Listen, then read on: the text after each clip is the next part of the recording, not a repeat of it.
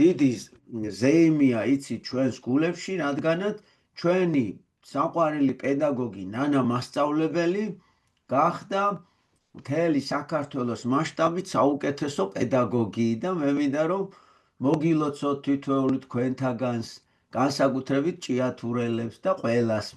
ეს არის ჩვენი საერთო სიხარული, ჩვენი საერთო წარმატება და აი მართლა გულწრფელად გეტყვით, როგორც ოჯახის წევრის წარმატება გაუხარდება მთელ ოჯახს და არის ბედნიერება გულში, აი ჩვენ პატარა ოჯახშიც ასეთი ბედნიერებაა. ნანა მასწავლებელო, რა ხდება გულში ერთი გითხარით, რომ სიყვარულით არის სავსე ლექსო მასწავლებელო, მადლიერებით არის სავსე ჩემი გული.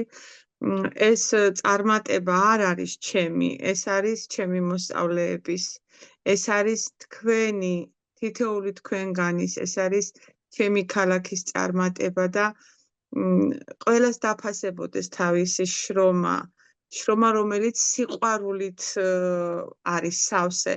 სხვანაირად არ შეიძლება, აი, ჩემო პატარებო, თურმე ოცნებები ხდება, მოდი ამით დავიწყებ, იმიტომ რომ ეს არ იყო ხა რომ მაღიარეს, ეს არ არის ოცნება, უბრალოდ მადლიერება არის ჩემი ასე ვფიქრობ, რომ ეს არის მადლიერების გამოხატულება იმ მესვეურებისგან, ვინც ეს პრემიის, ასე ვთქვათ, ღირსი გამხადა და გიძღვნით თქვენ, ჩემო კარგებო, ასე რომ იშრომეთ, შრომა ყოველთვის ფასდება და ამ შრომას მოსდეს შემდეგ ძალიან ბევრი წარმატება.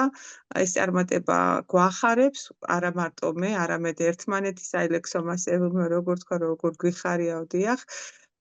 ეს ჩემი სიხარული, თქვენი სიხარულია და გვეხაროს ერთმანეთის სიხარულით, ერთმანეთის წარმატებებით, გვიყვარდეს ერთმანეთი.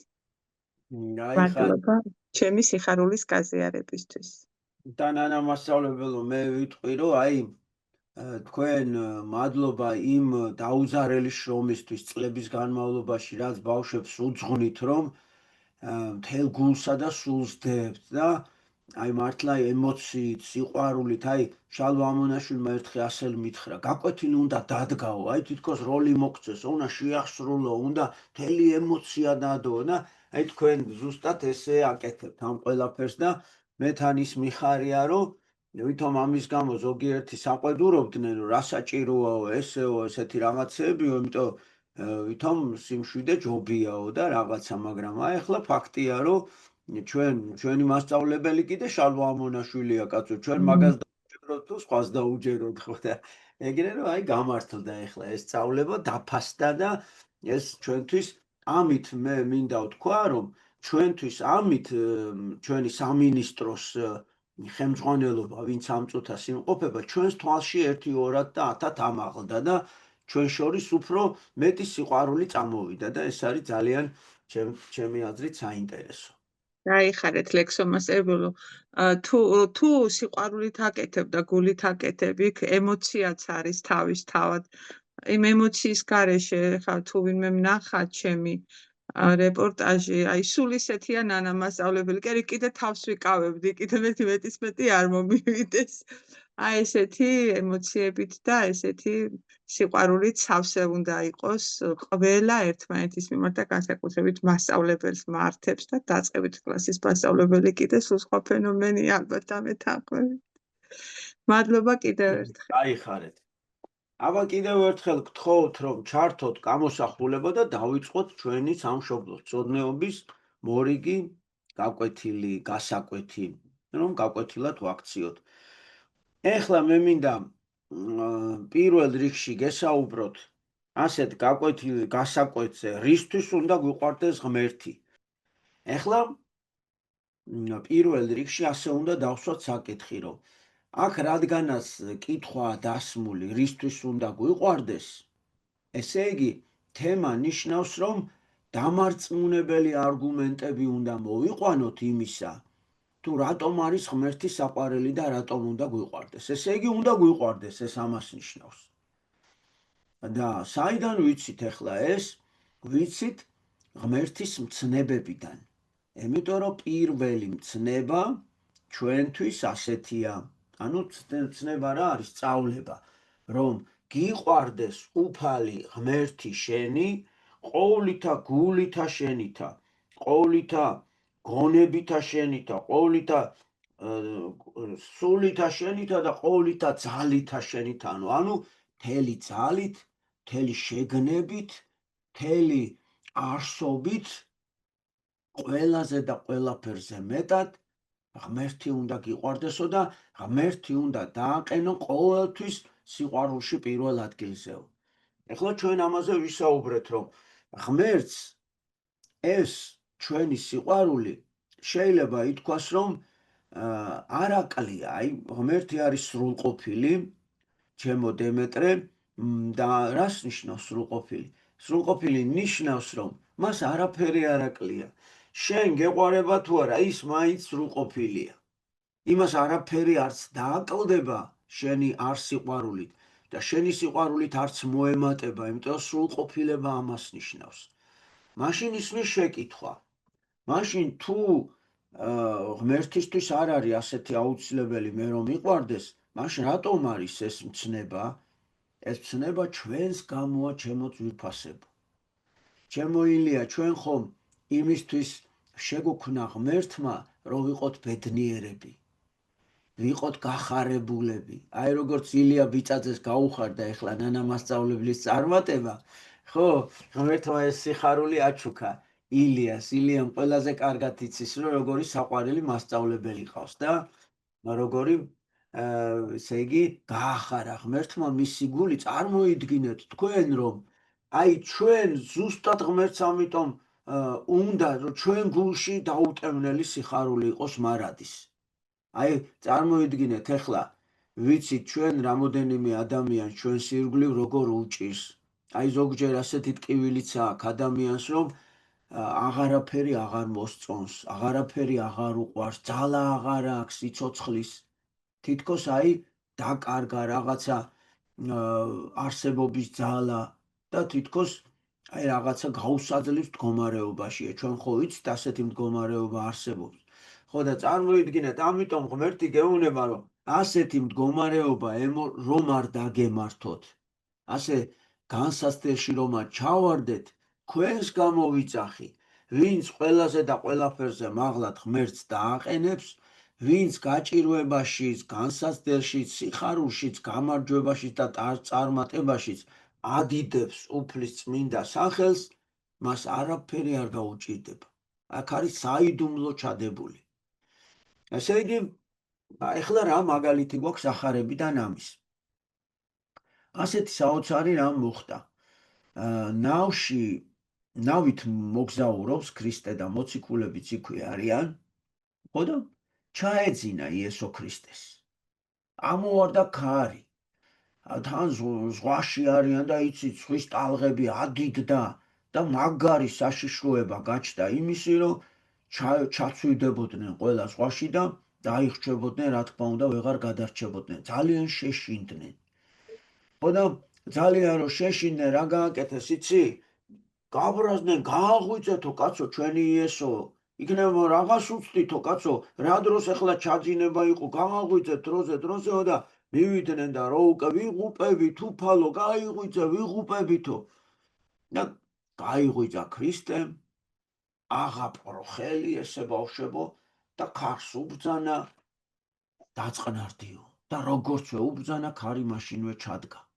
მერე ადგა და ზღვას უბრძანა, დაწყნარდი შეენცო და ტალღები ეგრევე გაჩერდა.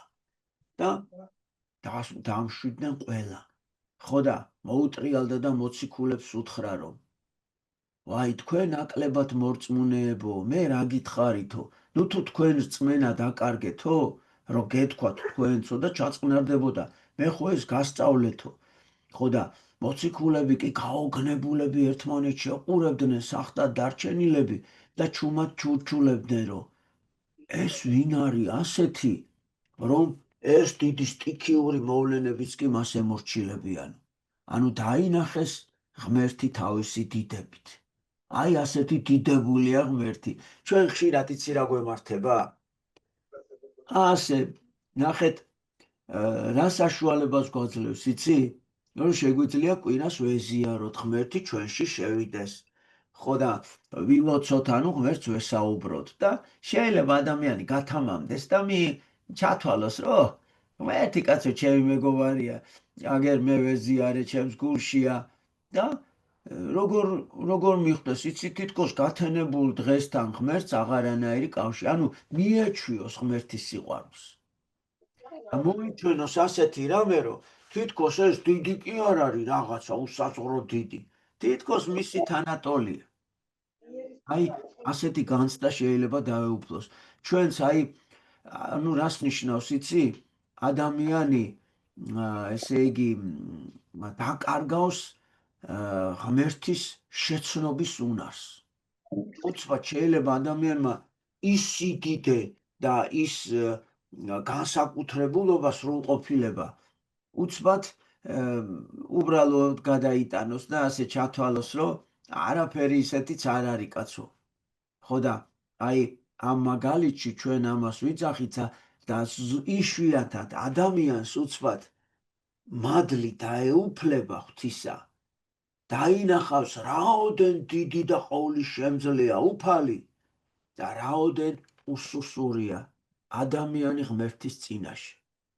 და აი მოულოდნელად როგორც თავის უსუსურობას დაინახავს, მაშინათვე ღმერთის დიდებულებასაც დაინახავს. ან მეორენაირად, როგორცვე დაინახავს ღმერთის დიდებულებას, მაშინათვე იგრძნობს რა პატარა ადამიანი და უსუსური და არარაობა ღმერთის წინაშე.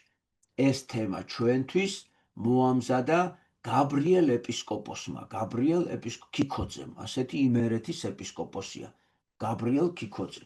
და ნახეთ როგორ აყენებს საკითხს. აი რა აქვს ღმერთს მაინც ჩვენთვის ისეთი გაკეთებული, რომ რატომ უნდა გვიყვარდეს ის ყველაზე ძალიან და განსაკუთრებულად. აი ამაზე უნდა რომ დაგვაფიქროს. და მე წაგიკითხავთ ამ 7 პუნქტს, რომელიც ჩვენთვის ჩვენმა საყვარელმა ეპისკოპოსმა გაბრიელმა შეადგინა.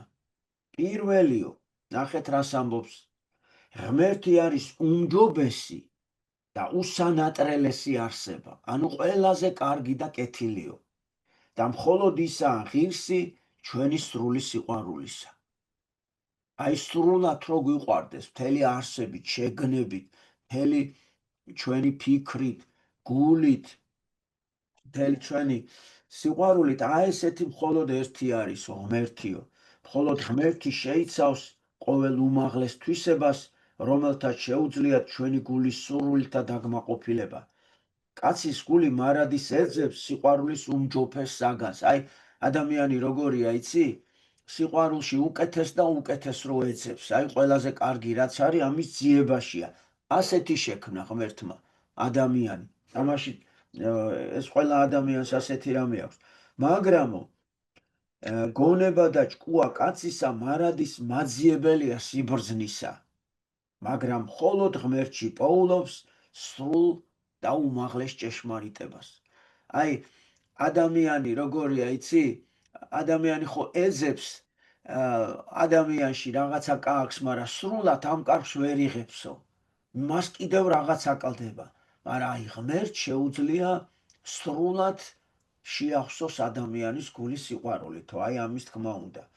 აი და დასწენს მერე, რომ ასევეა სული კაცისა, რომელშიც ღმერთმა დანერგა უზემოესი ბედნიერებისკენ მისწრაფება, მხოლოდ ღმერთის წიაღში პოულობს საღვთო ნეტარებას. აი რისთვის უნდა გვიყვარდეს ღმერთი. ესე იგი ეს პირველი შემთხვევა. მხოლოდ ღმერთს შეუძლია ჩვენი გული აავსოს სრული სიყვარულით. ამიტომ უნდა გვიყვარდეს ყველაზე მეტად. მეორე, ღმერთი იმიტომ უნდა გვიყვარდეს, რომ ჩვენი ბუნება ღვთის სიყვარულით შეიქმნა ყველაფერზე უმჯობესი და უმაღლესი. აბა მოდი ახლა გავიხსენოთ, როგორი შექმნა სამყარო, რითი შექმნა და რითი შექმნა ადამიანი. ჩვენ იცით თქვენ ყველამ, რომ თუ სიტყვით ქმნის მთელ სამყაროს, ადამიანს უკვე სულ სხვანაირად ქმნის და ასე წერია და შექმნა ღმერთმა თავის მსგავსად და ხატად ადამიანი. ესე იგი, ნახეთ ღვთაებრივი სიყვარულით შემოსა ადამიანი, ჩვენ მოგცა უკვდავი სული, გონიერი სული და თავისუფალი ნება. და აი ამიტომ უნდა გვიყვარდეს ღმერთიო, იმიტომ რომ რაც ღმერთს გააჩნდა, ის მხოლოდ ადამიანს მისცა. ამას ნიშნავს სულიერი მსგავსება და ჩვენი ხატება ღვთის მიმართ. მესამე, ღმერთის იმისთვის უნდა გვიყვარდეს, რომ პირველად მან შეგვიყვარა ჩვენ. აი ნახეთ, იმდენად უყვარს ლუკა ქორიძე მცხეთაში ძალისშირო ცხოვრობს, რომ იზრუნა, რომ ლუკასთვის შექმნის სამყაროს. ის ხო სრულყოფილი იყო, მას სამყაროს შექმნა აღარ სჭირდებოდა. მაგრამ წარმოიდგინეთ, თითოეული ჩვენთაგანის გულის გახარებაზე ფიქრობდა და თითოეული ჩვენთაგანი გვიცნობს პირადად და აი ჩვენ გულში და სულში რომ სიყვარული სუფევდეს, აი ამიტომაც ქმნის სამყაროს. ამიტომაც გვაძლევს უკვდავ, გონიერ და თავისუფალ სულს. მერე კიდევ ბავშვებო, ესეც აღარ იკმარა ღმერთმაო და ჩვენ ხო ღმერთს დავშორდით. აი თითქოს ჩვენი ბრალია, ხო? ვიღას რაღა უნდა დავაბრალოთ, ჩვენ თვითონ თქვით ღმერთზე უარი, მაგრამ ამ დაცემულობაში არ მიგვატოვა და ზეციდან ჩამოდის მიწაზე, ღმერთი იღებს ადამიანის სახეს, რომ ადამიანი გადაარჩინოს. აბა შეიძლება ამაზე დიდი სიყვარული? როგორ დაიმდაბლა თავი, როგორ გაწირა ჩვენს გამო თავი. მერე ჯვარზე, ჩემო ძვირფასებო, ჯვარზე რო გაეკრა, იქ ჩვენი ცოდვების ტკიოდა. წარმოიდგინეთ, მე აქ რაც ცუდად მოვიქეცი, ღმერთს იქ ჯვარზე ტკიოდა ჩემი ცუდად მოქცევა. წარმოიდგინეთ, რამხელა სიყვარულია. ის მოკვდა ჩემს გადასარჩენად და ბოლოს ყველაზე მთავარი, აღდგა მკვდრეთით, თავისი მკვდარი სხეული აღადგინა მკვდრეთით და მე მან უგეშა, რომ შენ თუ მე მომყვები ბოლომდე, ერთგულად, აი შენც ასე აღადგენ მკვდრეთით, შენც წაგიყვან, შენ დაკარგულ სამოთხეს დაგიბრუნებო. აი რისთვის უნდა გვიყვარდეს ღმერთიო. მერე ღმერთი იმისთვის უნდა გვიყვარდესო, რომ ნათელღებულნი ქრისტიანები ვარ. მოგცა ღმერთმა ქეთევან ქართველი შვილს იმის საშუალება, რომ მოინათლოს ქრისტეს სახელით. ამხელა რა მადლია, დავითს მისცა, ლალის მისცა, ნატალიას მისცა, ელენეს მისცა, ყველას მოგცა ამის შანსი. თან ჩვენ რაოდენ ბედნიერები ვართ, ქართველები, რომ ცხოვრობთ იმ ქვეყანაში, რომ პატარა ბავშვსაც კი მალევე ნათლავენ ამ ქვეყანაში, ასეთი ტრადიციაა. ეს სხვა ქვეყანაშიც ასე კი არ არის, ჩემო ძვირფასებო. აი ჩვენ რა ბედნიერები ვართ. ჩვენ 2 მაგათ, 10 მაგათ და 100 მაგათ უნდა უფრო გვიყვარდეს ღმერთი. შემდეგ კიდე ღმერთი იმისთვის უნდა გვიყვარდეს, რომ მოგცა მარადიული, დაუსრულებელი, განუმეორებელი სიცოცხლე, მოგცა სამოთხე, ნეტარი მდგომარეობა, რომ ღმერთი ყველგან მყოფია და თუ ჩვენ განვიწმენდთ გულს, ის დაუყოვნებლივ შემოვა ჩვენში და დაგვიბრუნებს დაკარგულ ნეტარებას. ესე იგი მოგცა შანსი, რომ ჩვენი დაკარგული სამოთხე ჩვენ დავიბრუნოთ. კიდევ იმისთვის უნდა გვიყვარდესო ღმერთიო, გაბრიელ ეპისკოპოსი ამბობს, რომ ღმერთმაო თავისუფალი ნება მოგცა, რომ შენ ღმერთივით შეგიძლია თავისუფალი იყო და შენ თვითონ ამოირჩიო, რომელ გზაზე გინდა დადგე. აი ზოგი ამ თავისუფლებას ასე გებულობს და დღეს ასე მიღებული ასე არის ამის განმარტება, რომ თითქოს რაც მოგესურვება იმას რო გააკეთებ, ამას ქვია თავისუფლებაო. მაგრამ მინდა განგიმარტოთ, რომ თავისუფლებაში ამას სულაც არ გულისხმობს ღმერთი და ქართული სიტყვა ამას ძალიან კარგად ხსნის. თავისუფალი ნიშნავს, რომ შენი თავის გამგებელი, ხელმძღვანელი და შენი თავი შენ ხელში უნდა გეჭიროსო და გააკეთო არა ის, რაც არასწორია და უაზრო აზრი რომ მოგივიდა, არამედ ის, რაც ღმერთმა გასწავლა, რაც სწორია. ანუ ამას ნიშნავს, რომ შენ თავისუფალი ხარ ცოდვითი მიდრეკილებისგან. ანუ განთავისუფლდი ცოდვისგან და ღმერთის კანონებს აღარ არღვევ. აი ამას ქვია თავისუფალი ადამიანი და თავისუფალი ნება და ჩვენც უნდა მოვიპოვოთ და ბოლოს მეშვიდე. ღმერთი იმისთვის უნდა გვიყვარდეს, რომ მოგცა შემოქმედების უნარი. აი შეგვიძლია ლექსი დავწეროთ, მოთხრობა დავწეროთ, ნახატი შევქნათ, ხატი დავწეროთ და 1000 კიდევ ასეთი შეგვიძლია სიყვარული აუხსნათ ერთმანეთს, შეგვიძლია რაღაცა ჩვენი ხელით გამოძერწოთ და უამრავი ასეთი შემოქმედებითი პოტენციალი გააჩნია ადამიანს. ასევე სიყვარულის ძალა მოგვცა, გრძნობა ერთგულების, თანადგომის, ერთმანეთის გაჭირვება ვითკივილოთ და გვერდში დაუდგეთ ადამიანს, რომელსაც უჭირს და ერთმანეთის გამო თავი გაოწიროთ. ნახე რა მაგარი განცდაა. ჩვენ რამდენი ისტორია ვიცით, რომ ადამიანი ადამიანის გამო გაწინავს თავის სიცოცხლეს, რომ ის ადამიანი იყოს ბედნიერი. და კიდევ ერთს დავამატებ, აქ აღარ წერია, რომ სხვა ადამიანის ბედნიერება ჩვენ ისევე გავიხაროთ გულში, როგორც იმ ადამიანს უხარია. ეს სხვათა შორის იოლის საქმე არ გეგონოთ, იმიტომ რომ ასეთი სწავლება არსებობს ფსიქოლოგიაშიც და მართლმადიდებლურ ეკლესიაშიც, რომ ესე იგი სიხარული უფრო ღრმარი ვიდრე სევდაო. ანუ გაჭირვებაში რო ადამიანს დაუდგები, იმაზე უფრო ღრმა და დიდი სიყვარულია, როცა სხვის ბედნიერება შენს გაიზიარებ და გახარებული იქნები სხვისი გახარებით. რატო იცი? აი ადამიანი რო სხვის მწუხარებას იზიარებს, შენ იმ მწუხარებაზე უკეთეს მდგომარეობაში ხარ და შენთვის ადვილია მიხვიდე ადამიანთან, რომელსაც სიტყვაზე გარდაეცვალა ვინმე და ეუბნები, რომ მე გითანაგზნობ, იმიტომ რომ შენ ხო არ გადაგეცვალა ამ დროს და შენ იმაზე გაცილებით უკეთეს მდგომარეობაში ხარ და ამიტომ ადვილია შენთვის მიხვიდე და იმის მწუხარება გაიზიარო. რა უნდა ეტყვი ვიზიარო თქვენს მწუხარებას და წამოხვალ. მაგრამ ეხლა უყურე, აი ჩვენ რო გავიზიაროთ ადამიანის სიხარული, შეიძლება შენს გულში მწუხარება იყოს.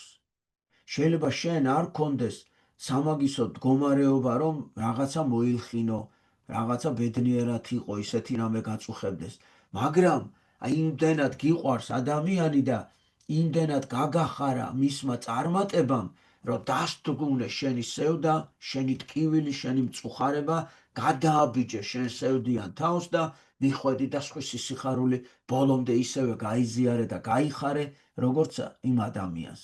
აი როგორც ახლა ჩვენ გვიხარია და რამხელა ბედნიერებაა, რომ ნანა მასწავლებლის წარმატებას ჩვენ თვლით, რომ ჩვენი წარმატებაა, იგივე თან ჩვენ ვიცით, რომ მართლა როგორი საყვარელი მასწავლებელია და თქვენ გახსოვთ ბაკურიანში ვინც იყავით, ნანა მასწავლებელმა იქ როგორი გაკვეთილი ჩაგვიტარა, ხო გახსოვთ, ქოლგით რო იცეკვა თან და ყველანი რომ ბედნიერები, მაგას რა დაგვავიწყებს და ამიტომ ეს რა თქმა უნდა ძალიან კარგია და ძალიან სასიხარულოა, რომ ჩვენ ეს ისევე გვიხარია, როგორც საკუთარი წარმატება.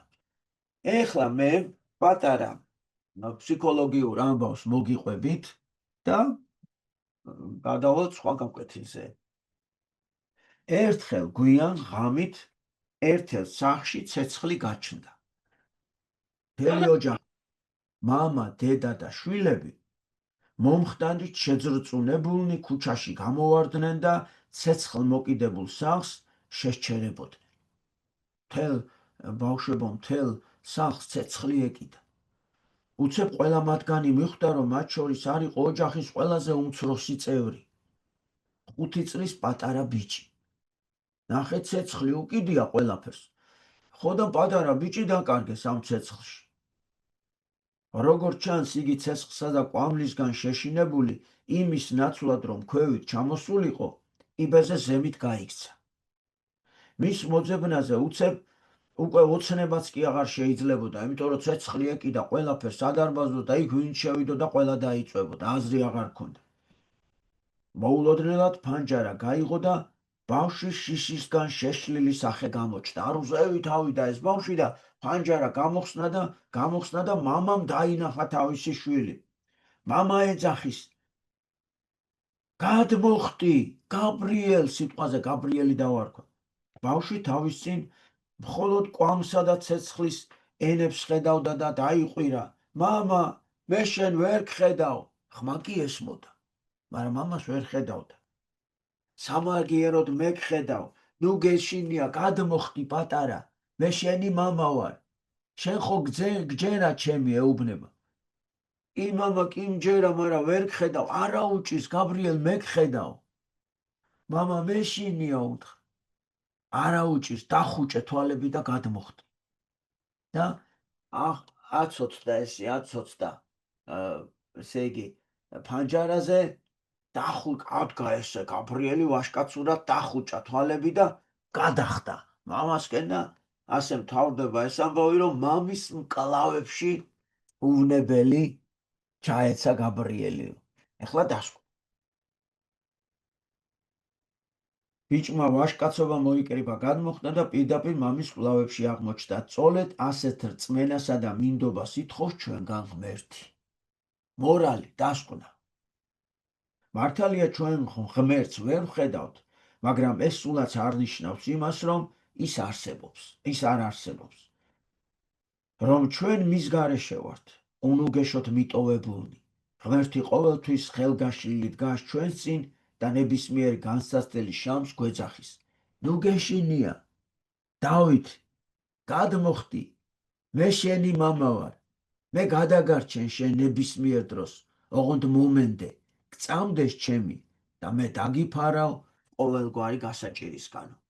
აი, ჩემო ძვირფასებო, ასეთი მფარველი მამა გვყავს ჩვენ და ხელები სულ გაშლილი აქვს ჩვენთვის და გვეუბნება მომენტე, დახუჭე თვალები, თვალდახუჭული მომენტე და მე ყოველთვის დაგიფარავ შენ. ჩვენ ხო ვიცით, რომ ჩვენი ღმერთისთვის შეუძლებელი არაფერია. ნებისმიერ დროს, ნებისმიერი განსაცდელიდან ღმერთ შეუძლია, რომ გამოგვიყვანოს ჩვენ სამშვიდობოზე. ეხლა კიდევ ერთი ფსიქოლოგიური პატარა თხზულებაა. პირველი საფეხურიო. საქმე იმაშია, რომ ერთი კაცი მივიდა ბერთან და ეუბნება, რომ მონასტერში მივიღეთ თქვენთანო. ეხლა ამ ბერმა კითხა, რომ აბა რა გზა გაიარეო აქ რომ მოხვედიო? არაფერი, რა გზა უნდა გამეარაო? მეო მიწაზეო არ მაინტერესებდა არაფერიო, იმიტომ რომ ჩემთვის ღმერთია მთავარიო და მეო სულ ღმერთზე ვფიქრობდიო. ხო, და ამან კიდე დაუკონკრეტა, რომ აიო სიყვარული თუ ქონია, აი ოჯახის წევრებისთვის თუ გაგიწირავს თავი, აი მეგობრები თუ ყავს. არა კაცო, რა მეგობრებიო, რას ლაპარაკობთო, მე მარტო ღმერთზე ვფიქრობ. და მე აქ მიწიურ ურთიერთობებზეო საერთოდო ესეთი ურთიერთობებში არც ვიყავიო. ნახეთ ბოლოს დასკვნა როგორია. ბერს თვალები სიბრალულით აევსო და ასე მიუგო. მაშინ ეს შეუძლებელია, შენ რო პირდაპირ ღმერთს მისწვდეო.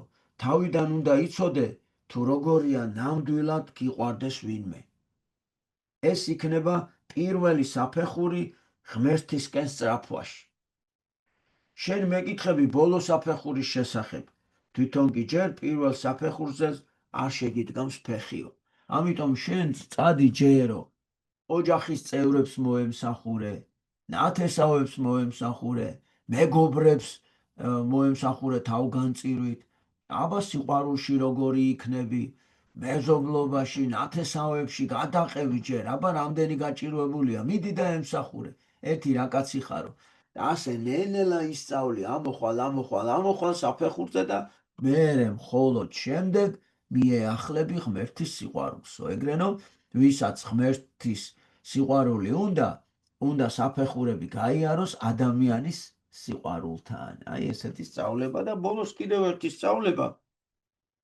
მამა პაისი ასე გვასწავლის, რომ ღმერთის და ჭირშიცო ყველაზე სასარგებლო და დიდი ლოცვა ყოფილა უფლის დიდება. დიდება შენ და ღმერთო. აი ეს რო ვთქვათო, ყველა ლოცვას აღემატებაო, იმიტომ რომ ჩვენ ხო ვთქვით, რომ ღმერთი სადიდებლად არის ადამიანი შექმნილი. ამიტომ ჭირშიც და ხინშიც ჩვენ თუ ვადიდებთ ღმერთს, ყოველთვის დაგვიცავს და დაგვიფარავს ღმერთი, იმიტომ რომ აი ეს ლოცვა ძალიან მაკურნებელი ყოფილა და დიდი ძალის მომცემი, ჩემო პატარა მეგობრებო.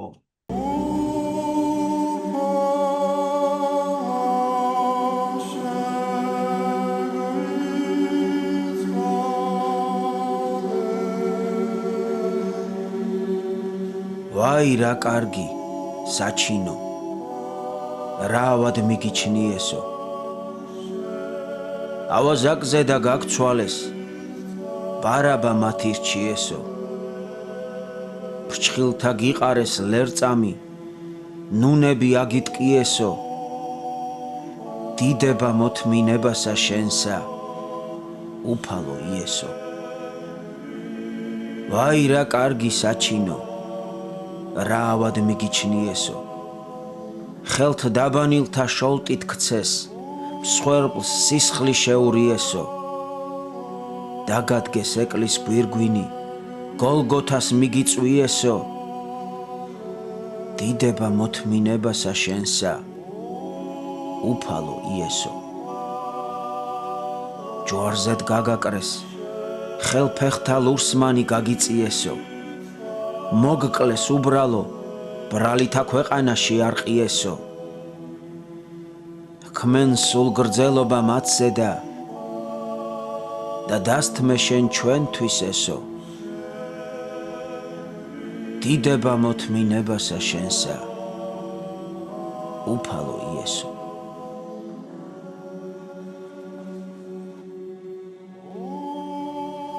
საქართველოს ქრისტიანული სიმბოლო ჯვარი არის შეკრული არა ხისგან არა ქვისგან ან რკინისგან არამედ ვაზისგან რადგან ვაზი სახეა მიწის ნოყიერების და ნაყოფიერების ჯვარი ვაზისა გამოჭრილია დედაღვთისმშობლის მიერ და შეკრულია ქალწული ნინოს თმით აქ მარადი ქალწულობა უკანასკნელი სიმძაფრით არის მოცემული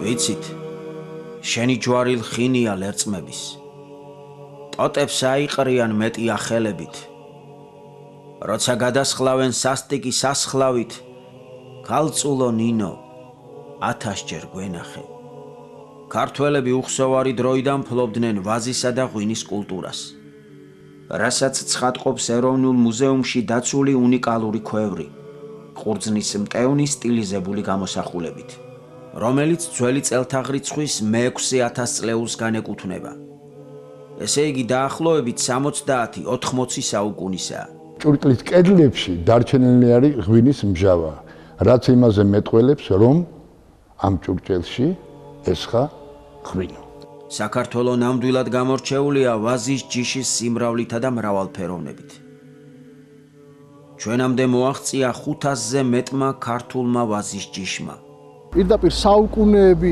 იგრძნობა აი ამ ვაზის ჯიშებიდან და თითქოს აი ჩვენ წინაპრებს უყურებთ მათ თვალებში უყურებთ აი საოცარია სამოთხეში დანერგილი უკტავების ხე ქართველი ადამიანისათვის როგორც მსხმოიარე ვაზი არის მიჩნეული და მიღებული ამიტომაც სატაძრო არქიტექტურაში კედლის მხატვრობაში გამოხატული არის მსხმოიარე ვაზი რომელზედაც არის მტევანი დაშეკრებული მარცვლებით და ხშირად ქართულ სატაძრო არქიტექტურაში ამ დაშეკრებულ მტევანს ჩიტები კენკავენ, ჭამენ სიმბოლო ზიარებისა ამ მიწაზე დაწყებული სულის გადარჩენისა და ზეცაში ღმერთთან შეერთების უდიდესი საიდუმლოსია.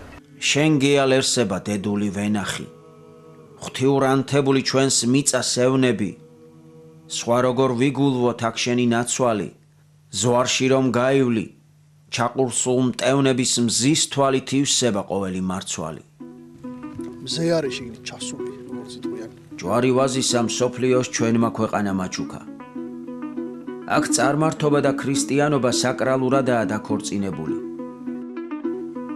ეს სიმბოლო შეიძლება მხოლოდ იმ მხარეში წარმოშობილიყო საცა მევენახე ყურძნის მწიფობისას ამბობს თვალი ჩასულა მტევანში თვალით აქ ნაგულისხმევია მზე მითიურად ქრისტე არის მზე მაშინ მევენახის ნათქვამი გამოდის ასე თვალი ჩასულა მტევანში ესე იგი მზე ჩასულა მტევანში და ესე იგი ძეღვთისა ჩასულა ვაზის ნასხლევში ჩასულა ვითარ ვნებული ნება ქრისტესი ვაზის ჯვარში თითქო ლერწად იქცა რომელსაც მოაქვს შვება ჯვარცმა ქრისტესი ხომ ხსნა არის ეს ყველაფერი პირდაპირ კავშირშია უფალთან, ღმერთთან, მაცხოვართან. ამჟამად ჯვარი ვაზისა დაცულია სიონის საკათედრო ტაძარში. საქართველოს ძალიან დიდი საიდუმლო ქვეყანაა, ძალიან დიდი და ძალიან დიდი მადლის მატარებელი ქვეყანაა. ქრისტეს შობამდე 600 წლით ადრე ებრაელები წამოვიდნენ საქართველოში და მათ ჩამოიტანეს საქართველოში უდიდესი სიწმინდე ხალენი წმინდისა ილია წინასწარმეტყველის.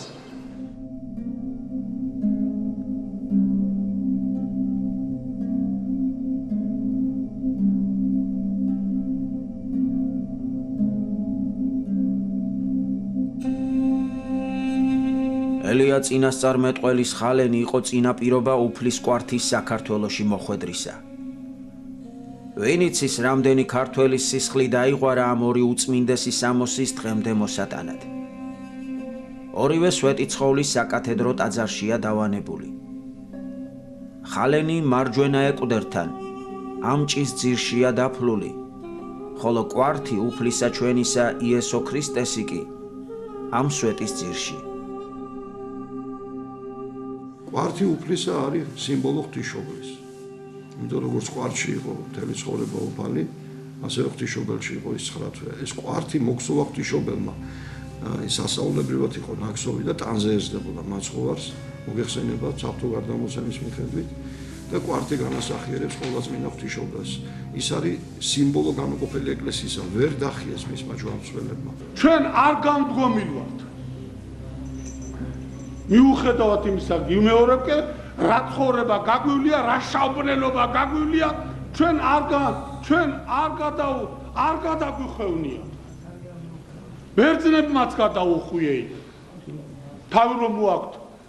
სხვადასხვა ქვეყნებმა გადაუხვიეთ.